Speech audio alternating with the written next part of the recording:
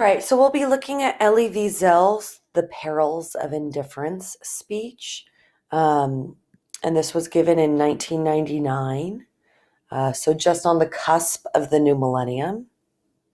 And perils of indifference, like the dangers of apathy or of not caring, right? So he begins with his address. Oops, hello. To whom he's speaking, right? He's speaking to the president, specifically the Clintons. And then here, this first paragraph, when he's talking 54 years ago, a young Jewish boy from a small town in the Carpathian Mountains woke up. He's talking about himself here, right? And so he's hoping to build some ethos, right? Some, in essence, credibility. Meaning, I have the knowledge, I have the experience to know what I'm speaking about, right?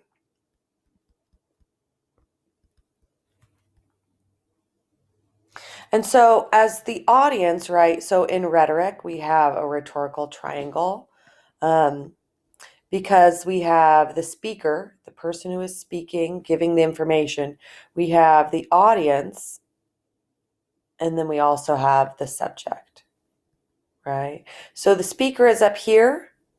We need a speaker in order to have a conversation. We need an audience, a reader, someone to listen to, and we also need to know what it's about. And so the speaker, Elie Wiesel, is building his ethos when he says he's familiar with the subject, right? We're going to skip through this and jump into page 2. So he's saying, we are on the threshold of a new century, a new millennium. What will the legacy of this vanishing century be? He's asking a rhetorical question, right? He's asking, what will the legacy of this vanishing century be? Well, he just immediately referenced, how he was stolen 54 years ago. So maybe there's, some violence left in that legacy. How will it be remembered in the new millennium, right? And so there's a repetition of rhetorical questions, right? What will the legacy of this vanishing century be? How will it be remembered in the new millennium? Surely it will be judged and judged severely, both in moral and metaphysical terms, right? And so for that metaphysical, we can go down to 4 and see that it refers to abstract thoughts. These failures have cast a dark shadow over humanity. 2 world wars, countless civil wars. He's speaking in Africa, in South Asia, right?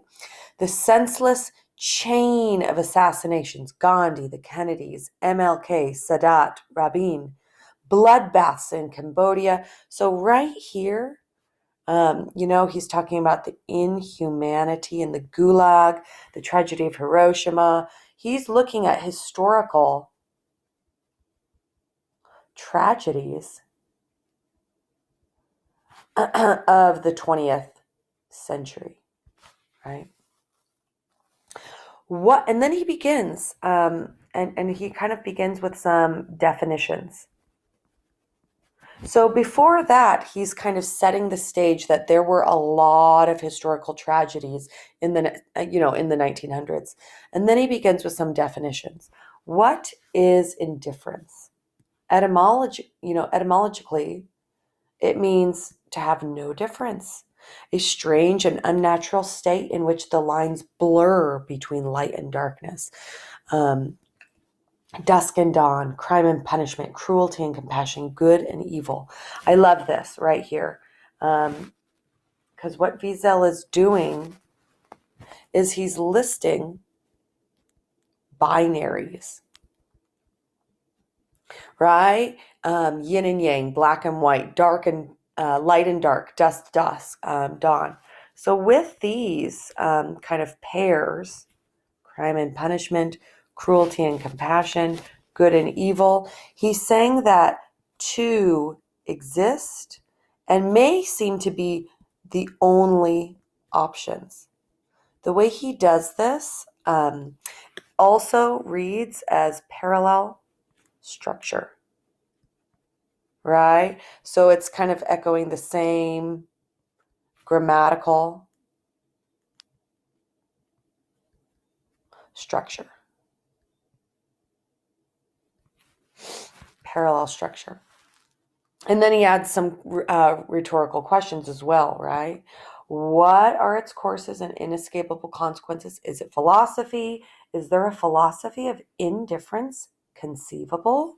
Can one possibly view indifference as a virtue? So can you be apathetic and can that, or not care, and can that still be virtuous, like of my high moral standard? It's necessary at times to practice it simply to keep one's sanity, right? Think of Wiesel's time, in the camps, and maybe he had to look the other way just to stay sane. Live normally, enjoy a fine meal, a glass of wine, as the world around us experiences harrowing upheavals, right? Like, so real distressing times. Of course, so he's beginning with some definitions, right? Defining indifference. And then indifference can be more tempting than that, seductive. And I don't think he means seductive in a sexual sense. He means it may be as just the power to take over or completely entice. It is so much easier to look away from victims, right? To look away from victims.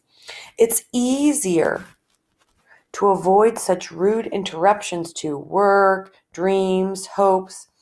It is, after all, awkward, troublesome to be involved in another person's pain and despair.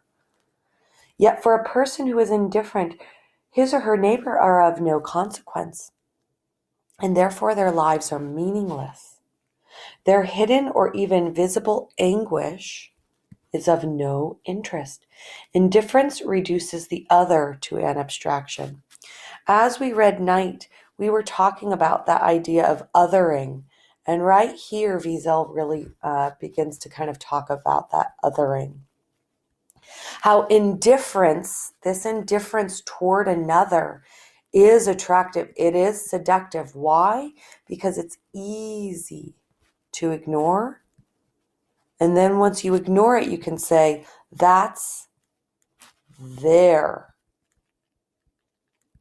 problem. Just right now in 2020, in March 31st of 2020, I could look at hospital workers and say, oh, you need PPE, you need gloves and masks. That's their problem. That doesn't affect me personally. But really, on the greater scheme, that's me being kind of cruel to ignore their needs. And here, that's what Wiesel is saying, that it might be cruel to ignore, right? Because it's easier to look away.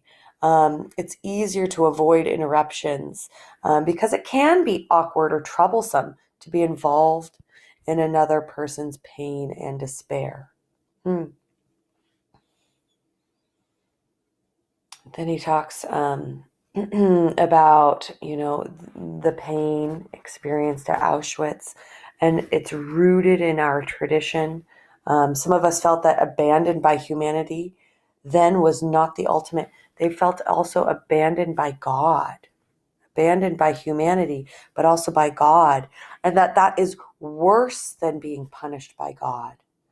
Better an unjust God than an indifferent one, meaning one who is unfair.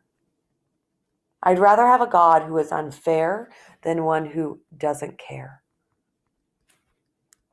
is what Wiesel is saying. Because for us to be ignored by God was a harsher, ignored by God, this indifference was a harsher punishment than to be a victim of his anger. Men can live far from God, not outside of God. God is wherever we are. Even in suffering? Rhetorical question. Even in suffering. And a way to be indifferent to that suffering is what makes human being inhuman. Being indifferent to that suffering is what makes the human being inhuman.